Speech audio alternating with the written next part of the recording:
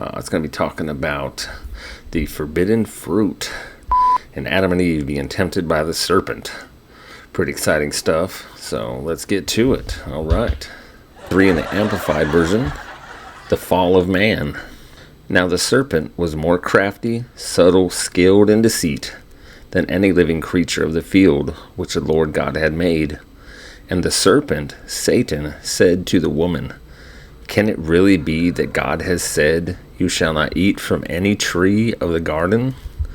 And the woman said to the serpent, "We may eat fruit from the trees of the garden, except the fruit from the tree which is in the middle of the garden. God said, 'You shall not eat from it nor touch it, otherwise you will die.' But the serpent said to the woman, 'You certainly will not die.'" Can we even imagine being there in the garden with Adam and Eve? And they've had a relationship with God the whole time. And then out of nowhere comes this serpent and like, "Hey, you can eat of the fruit of the tree of knowledge." And they're like, "Oh, God told us no." And then trying to convince them. Just this stranger shows up one day into the garden. And he's just like, "Do it." It's crazy. And it's funny, the relationship between Satan and the serpent is not made clear, but Satan is identified with the serpent later, and we see that in Revelations 12:9, 14, 15, and 22. It seems difficult to believe that Eve would not have been suspicious of a talking creature.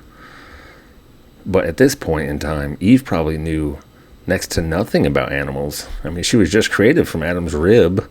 Adam had been there already for a little bit of time, and with God naming the animals. So, and in many cases, the serpent, as it existed before the curse in verse 14, was a very different creature from the reptile that is familiar to us today. So we don't really know, the serpent then, he's referred to as a dragon. So, maybe it wasn't even a snake. We just historically have made him to be a snake, but we really don't even know. So it's pretty interesting to think about, that this random character shows up in the garden and Adam and Eve, they're being tempted. And so let's just continue on with the conversation that he has with them. Now in verse 5, "For God knows that on the day you eat from it, your eyes will be opened. That is, you will have greater awareness. And you will be like God, knowing the difference between good and evil."